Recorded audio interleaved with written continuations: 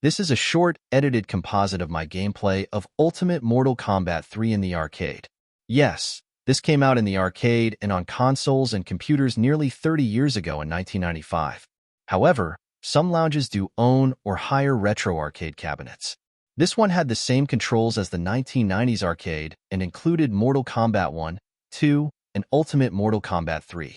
We start by looking at Kung Lao defeat the challenging sub-boss Motaro using very precise input timing, pressure, and hit confirmation. All concepts included in the training mode of more recent Mortal Kombat games, to utilize the narrow gaps when the boss was open and trying to avoid unblockable throws. I had played beautifully earlier, but the camera was off, so I had to fight my way up the top again. On this machine, it was much tougher than it looks given firstly that I was used to playing these games with a keyboard and arcade controls are more spread out. Secondly, this was an aging cabinet whose joystick struggled and input was inconsistent. In 1 hour, I absolutely smashed it, but when I came back and played an easier difficulty level, the input recognition was poor. But despite all that, I used my knowledge of the game to do very well. Luckily, this arcade, unlike other retro arcades, had set their machine to unlimited free play, and no one else was playing it, so I could experiment as much as I wanted. But back in the day when you had to pay to play and tons of people queued up, it would have been challenging.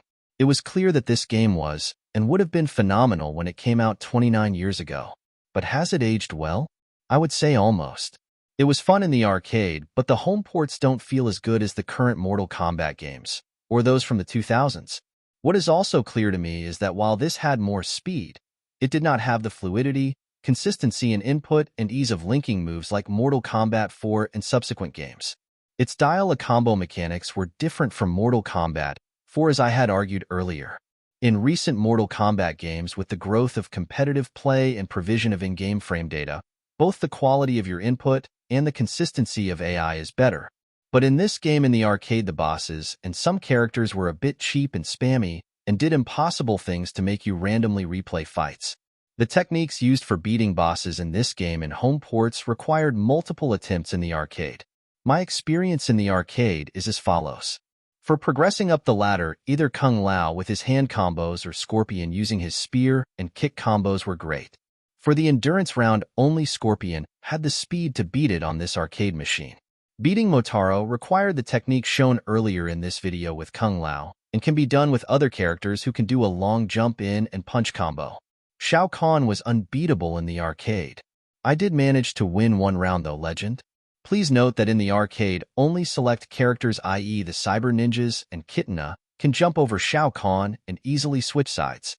Ha ha ha, given the significance of the fight, the pub even stayed open for a few extra minutes to let me finish it, but I let it be.